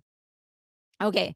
So All right. So that is what they call astroturfing and digital manipulation. Now, Min Hee-jin is claiming that where was I? Oh, here are some of the things that they said. Like they reposted posts of previous years about Blake Lively being rude to a reporter or snapping at a reporter. They also hired a hired gun like Wallace. I've mentioned that. So he has like digital armies that he sort of orders on what to like, what to post, and stuff like that. So they do have, just like a streaming farm for music, he also has a streaming farm, but this one for PR. Okay. I hope that's clear. All right. So we have seeders, we have amplifiers, and then until we go into mainstream media. Now, how is Min Hee-jin getting involved in this? What she's saying is that Min Hee-jin, what Min Hee-jin is saying is that Hybe PR or Hybe actually used the same strategy on me. They seeded issues and then they amplified it. And that's how the public opinion switched from being on my side to me being projected as a wacko, manipulative, greedy person. That's what she's saying. They used the exact same tricks. They planted issues. They used amplifiers to like, repost, and comment on those issues. Others, legit people, legit social media, caught wind of that issue. They started participating in the conversation. And that's how my reputation got destroyed. That's what she is claiming. Okay. And they use tag PR, is what she's saying. Okay. So that is also how SEO manipulation happens. Okay. And is believe it or not, it's actually pretty cheap to do something like this. If you have, like, for example, if you have an artist that you want to amplify, if you are, wait a minute, because I can't turn back. Okay. So, for example, you have an artist that you're taking care of, you're a publicist for your artist. If you have like 10,000, I know it's a lot of money, but for a business like that, it's pretty cheap. For 10,000, you can move mountains. So, it's not that expensive of an operation. Remember, like $100 in countries like the Philippines or India, that's a lot of money. So you pay someone like a freelancer $100 in India, they will see comments, likes, and whatever on your posts. Okay. So, and that's how SEO manipulation happens. All right. So now the question is, so she is sort of hinting that she's actually going to sue Hybe for those strategies that she claims was used by Tag PR on her. Now, the question now, as you know, in the US, we're pretty more laxed when it comes to things like this, especially when you're a celebrity. The the tolerance is higher because you also have way more um benefits as a celebrity. So there's more to prove. If you want to sue someone, you need to make more effort to prove that you were actually defamed and smeared and whatever. So, but because PR is not necessarily an illegal thing in the US, black propaganda is not an illegal thing in the US. It's unethical, but not illegal. For it to become illegal, certain conditions have to be met.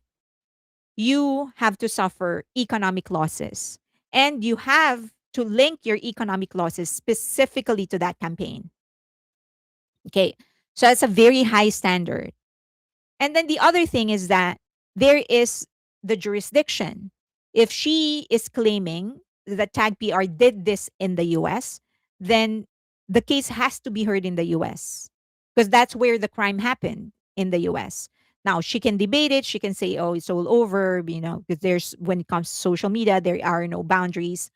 But she's going to have to prove to the US court and to Korean court that it has to be heard in Korea. Because if it is heard in the US court, then the the the the standard of proof will have to be higher. Okay. Now she's saying that they did all of these things against me. Okay.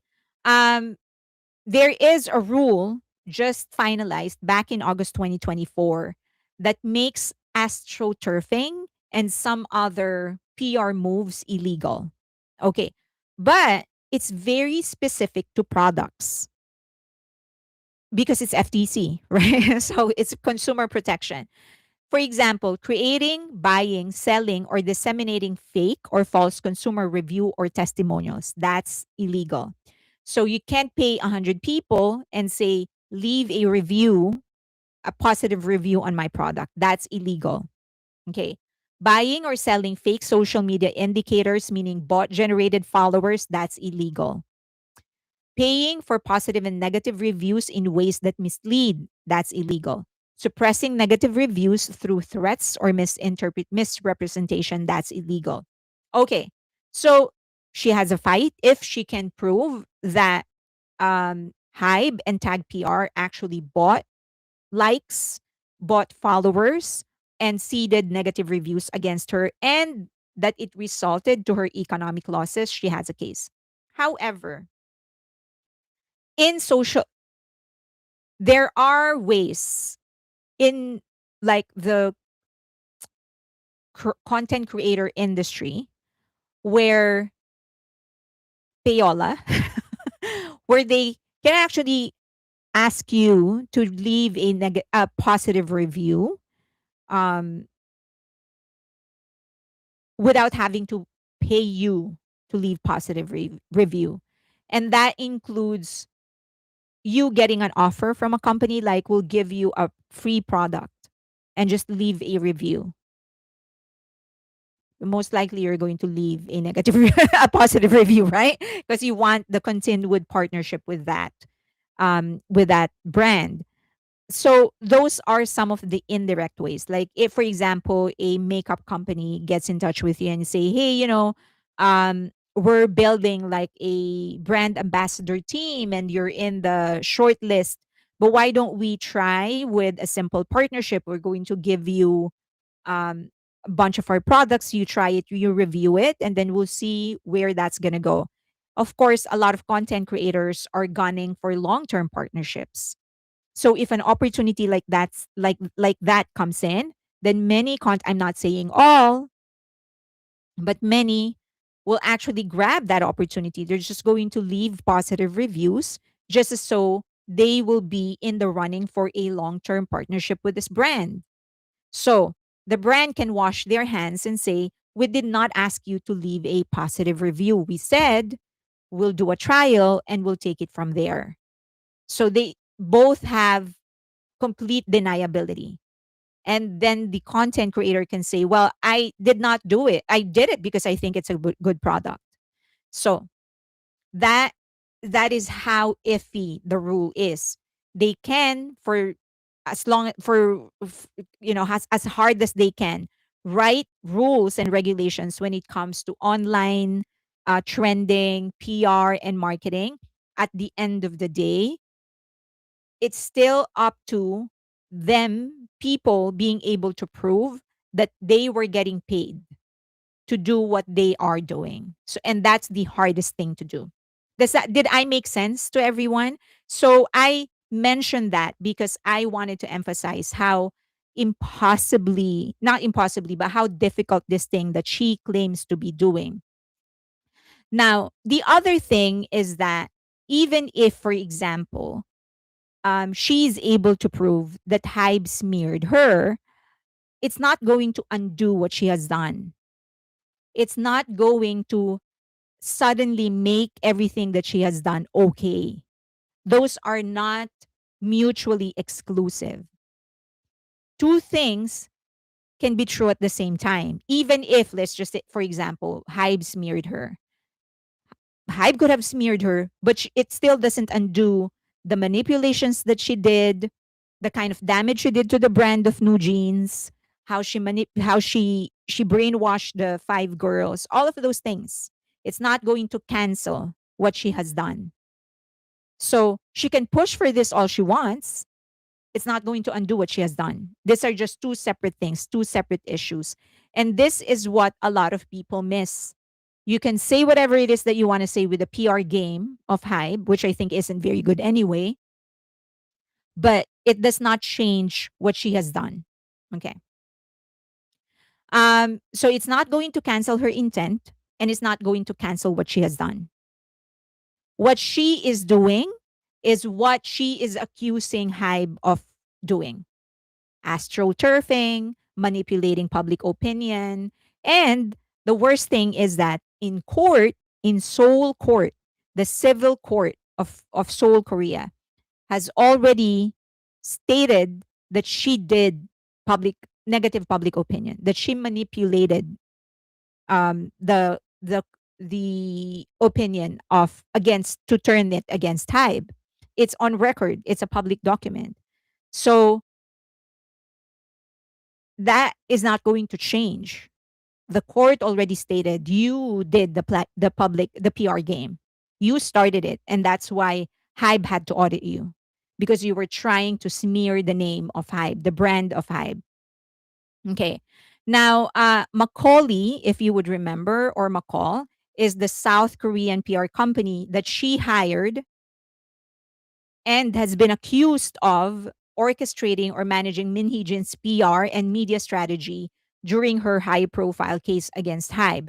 And the accusation is that they used the exact same strategies that Min Hee-jin is accusing Hybe of. So same thing. They seeded negative comments, amplified it through amplifiers until mainstream media get caught of the issue, and they amplified it themselves. The exact same things that allegedly Tag PR did for against Blake Lively, her PR firm McCall did against Hybe. So, but more than that, more than her case, I hope that we learn from the strategy.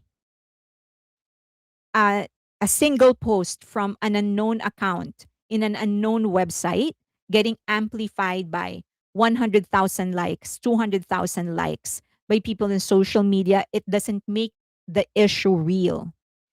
Once you participate, they already win. They're already winning because they're getting you the legit accounts. They're getting the value of your account to talk about the issue that they want to highlight.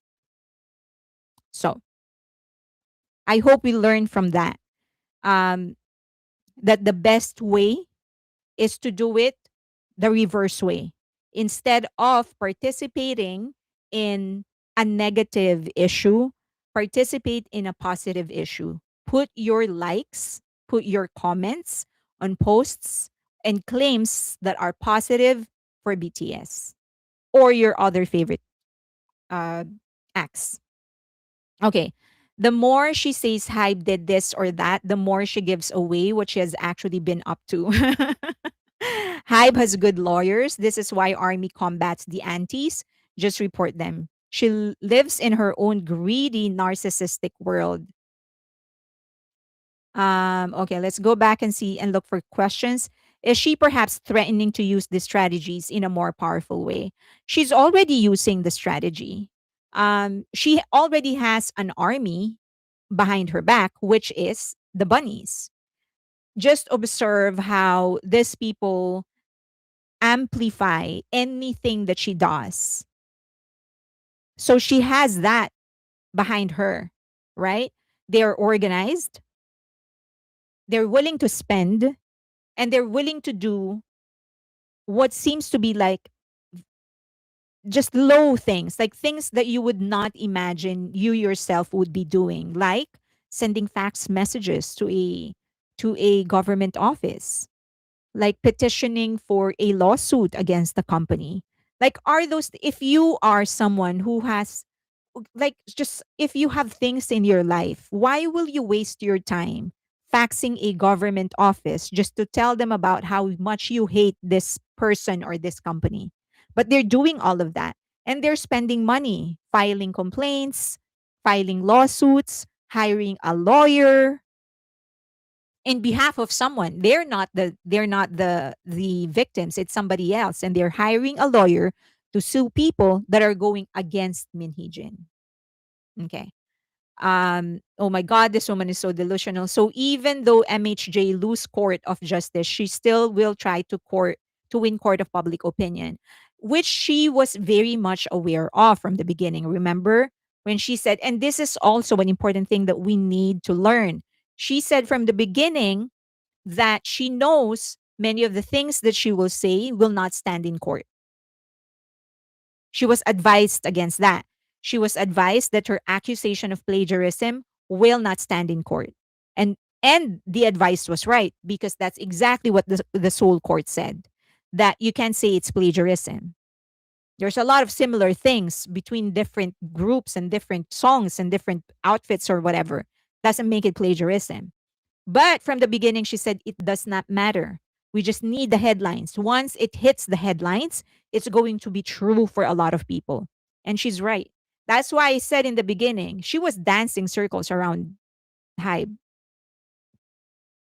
when it comes to PR in the beginning. Now I understand it's a long game. I mean, that has always been the game plan of Hype. But still, in the beginning, that's how she gained traction. And whatever she gained in the beginning, she was able to transform into an army. Okay. All right. Let's look at questions. That's why my relatives, narcissistic ex, did during their divorce accuse her of wanting things for the reasons he actually wanted them. In the courtroom, public narrative dies, only evidence survives, and she once again has no evidence. People don't realize it, but they are forced trying to smear Cat's Eye in an all-time high right now. I see similarities between Les Seraphim, Isle It stuff, and what is happening with Cat's Eye right now. I heard about this. Did Hybe engage in this? No, they have not. And then the other thing is that I think Hybe already let go of their shares on Tag PR. I may be wrong, but I think remember them mentioning this in their report in the third quarter of 20, I don't know, maybe 2025, but they've let go of their shares. As I could be wrong. I could be wrong. If someone can check and fact check me, I'll be happy. I think she knows she's losing in the courtroom, so this is her plan B. Probably. Yeah, probably. MHJ is exhausting. Hope she loses all the lawsuits and fast. Okay. BTS 7 plus, who is backing her? Once again, public narrative dies in court. Only evidence survives, and she has no evidence while her supporters are loud. They have no influence in legal sphere. Don't engage with them. Yes, Hybe sold it. Okay, so yeah, Hybe sold it. I think it was third quarter of last year they sold. So they have no interest on them anymore, meaning like business interest in the company anymore. And then I also, if you would remember, um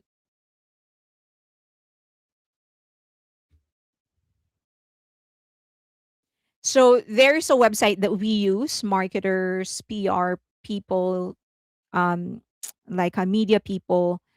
There is a website that we use that shows you who are the PR representatives of certain celebrities. Um, okay, I'll show you, like, give me a name of a celebrity whose publicist you want to know. Um, give me someone whose publicist you want to discover. Like,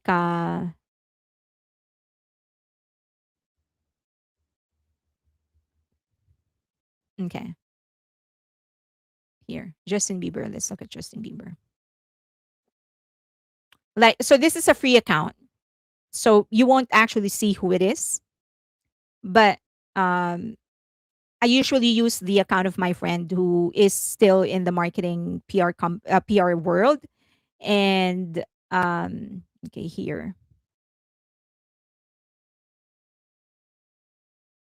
So what it actually shows. So for example, if you I've shown this to my paid subscribers.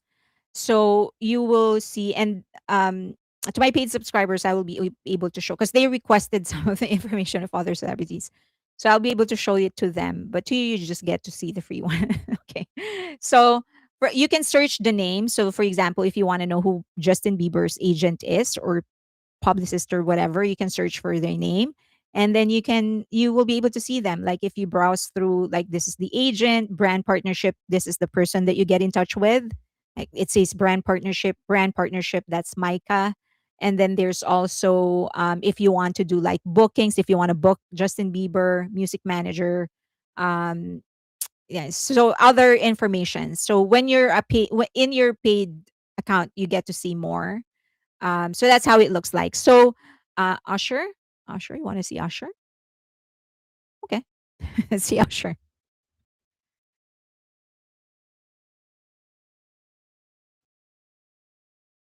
It's not that fast. Okay, there's Usher. Okay, so you just click and then now it's not always updated. Sometimes they do change.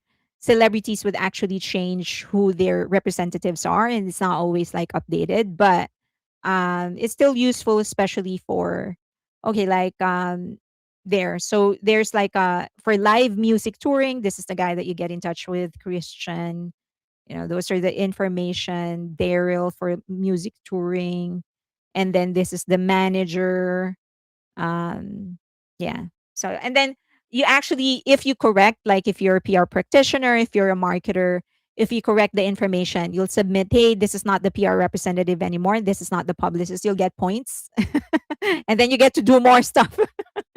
You get points, and then probably you'll earn like 1 month of free subscription or whatever. So um when you search for that, like for example, if you search for the PR, the publicists of different hype artists or different K-pop artists, you'll see who they are. And then for Hybe, it's not just one agency. They actually are spread out through different agencies. So you know that they've moved away from tag PR some time ago. Um, but through that site, you'll know who to get in touch with. Okay. Okay. Um, MHJ financial support is no joke. The real question is how has she been able to pay for her side of it? Oh, she definitely has a backer for sure. Tag PR: Johnny Depp, Drake, Justin Baldoni, Logan Paul. Yes, that these are some of the people that they represent. She's pretty. I mean, you know, in this business, you do want someone that is good, that can get the job done, and she gets the job done. Um, and many of the strategies that, as I've said, it may be unethical. Some of the PR strategies and marketing strategies used by others may be unethical, but it's definitely not. But but it's not necessarily, not definitely, but it's not necessarily illegal. For those things to be illegal, it has to cross a certain threshold. Okay. Someone was requesting. So if Hype did do what she's implying, would that um so if Hybe did do what she's implying, would that affect any of her many lawsuits, or would this be a new lawsuit she would file against Hybe? It's a different lawsuit against Hybe, and she will probably has to file it in the U.S. Again, she has to establish jurisdiction. This much we all know. So it will be heard where the crime happened. Now she can argue in U.S. court that it will have to be heard in South Korea because that's where the main effect is. She has to present that case. Okay. Question? You're welcome. You could also send Fiona a question via email. You can use that. You can go join our Patreon. You can DM me there for any questions. Now, the last several, I'm going to transition in the project that we're doing for the comeback.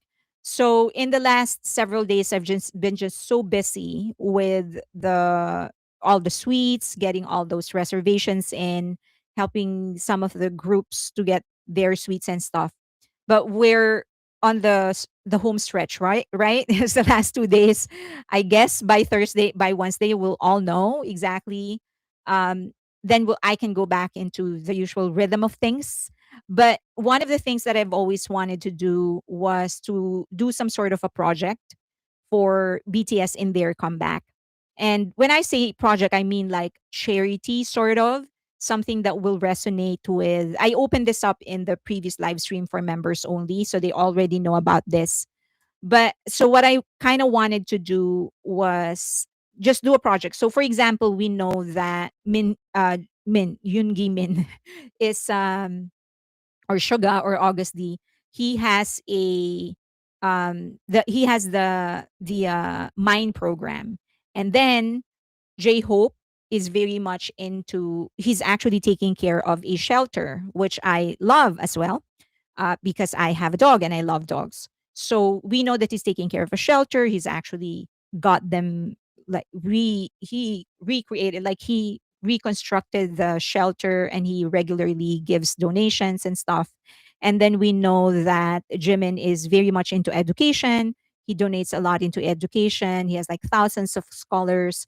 And then we know that RM is very much into art. He actually donated into the restoration project of some of the classic art of South Korea. And then the others, we sometimes learn about their projects, but most of the time we don't. But so these are the things that we know they are involved in and that we know are very valuable to them. So I kind of want to do a project when they come back to sort of help an organization connected to those things, for those in the spectrum, for education, or just one of them, I guess. For it to actually mean something, we have to contribute something that is substantial. And for us to be able to contribute something substantial, it will just have to be one. So, like one of them, either a shelter or an educational company, or like an education foundation, or something doing the work for people in the spectrum, or for art or something like that. So I want to do something there. And since my guess is that Vegas is going to turn purple again, they're going to create like an army village or something, or a festival or something. I'm thinking like maybe we can partner with a foundation and just raise money for them. Instead of doing an ordinary cafe event, we can ask, we can partner with a cafe, so that if people buy a certain product, if they add $1 or $2 or whatever, then that goes into the foundation. So it will just have to be like those that are in Patreon. We just need to talk about it so that it's something that we all feel good about, right? Like whether it's a shelter or an educational foundation or something. Um this is a great idea. So yeah, so that's what I want to do. Um I will probably, once the suites are settled, I will start that conversation on Patreon, or maybe even in Discord, just to get people's like inputs and what would be a great, if you know of any foundation we can work with. Uh for me, any of those would work. It's just that it's either education or shelters, for animal shelters. Those are the two that personally I really love. And for those of you who are in Patreon, you know that if you're a paying member of Patreon, you already contribute. We already have a scholar. We have a kid that we're putting through school all the way until high school. So, having one more scholar. And for those who don't know, it only takes about $2,000 to put a kid all the way through high school, from preschool all the way through high school. That's about $2,000 if you work with a foundation. So if you're a patron member, you know that you are helping a kid. So something like that. Um, so that is close to my heart, because that has always been my, like, that's the charity that I like. That's the cause that I love supporting. But then I also used to walk and like dogs in a shelter. I just volunteer my time. I just go to a shelter and then I volunteer, like I'll walk like 10 dogs today, because they don't get to get out of their cages. I don't know if you know that. They don't the A shelter doesn't have enough staff to just be dedicated in walking these dogs. So they're there 24/7. So it's not surprising that many of them are actually angsty and angry. If you're in a cage 24/7, of course you're going to be angry. So, and it's a big thing. Let's just being able to walk for an hour outside, it changes their mood. So, that is something that and then when I was new in the US and absolutely had no money to do anything, I was just like go there and on a weekend and say, okay, I'll walk 10 dogs today or 20 or whatever I can. So that's also a good thing. So I would get your inputs in that. But once I just wanted to let you all know. So I will finish this sweet thing and then we'll go and talk about it after. Would love to get your inputs. Maybe I'll do a poll in YouTube just for even for non-members. But the main conversation is going to happen in Patreon and Discord. Okay, I vote shelter for dogs. Just if we go to a shelter in the only thing is that it's going to be super hot during that time. I think it's like 90 degrees or something. But if we go there and just walk the dogs for a day, just for like an hour, it'll do a lot of good to the dogs, quite honestly. I would choose donations to Children's Hospital. Okay. So shelter for dogs. Okay, I'll just so you know, that's what I'm going to do. If you see the poll, at least you know what I am talking about. But I'll get to that once all the sweets are settled. Okay. Um all right. So we are I was supposed to do one more, but I guess I'll do that next time. Um Fairlane, they dropped an announcement for Goyang. Okay, let me see and show to you guys what they actually dropped. So she said they dropped an announcement for Goyang. Let's see.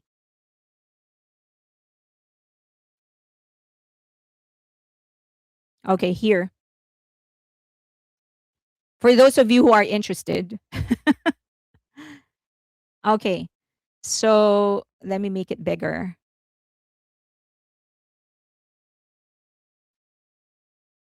Okay. So the Play and Stay product will be available as part of the special package for the BTS World Tour, ARIRANG in Goyang concert. Membership. So there is a package will be sold on a dedicated page separate from the main concert sales page. For the Play and Stay membership pre-purchase, only Army membership holders can verify and make a purchase.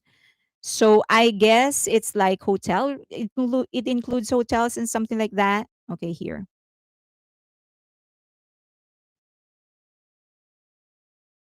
Ooh, what about that? Are you seeing what I'm seeing? You're not.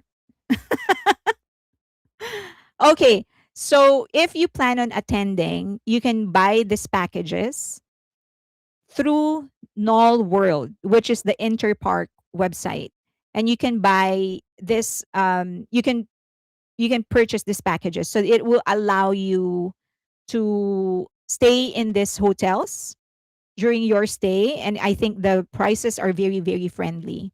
So you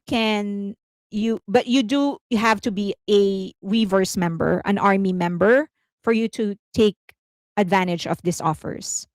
So so you have to buy the ticket and then buy this separately. It's not one and the same. Okay, but you do have to be a member for you to be able to avail of this. So they just drop this, go to Weverse, they have all the notification. So it's not bad. I mean 951 for 2 nights, that's it's not bad. Um yeah. So go to Weverse. It's a pretty good deal, I think. Okay. Hi bought the luxury ticketing company. co- uh Compare 360. Yes, they have. Okay. So at this point you may need to book further from the venue, but also go to Discord. There are people looking to share. Yes. Go to our Discord. So those that are looking for hotels, people in Discord in our community actually are sharing. Like many of them actually rented 2 rooms, and so they can share the other one. Okay. Thank you very much to everyone. Unless you have other questions, I'll see you Wednesday. and then I'll keep you updated to everybody in the Vegas suites and all of those stuffs. Then we will I will let you know. I'll keep you updated tomorrow if he calls. Okay? Thank you so much. Bye.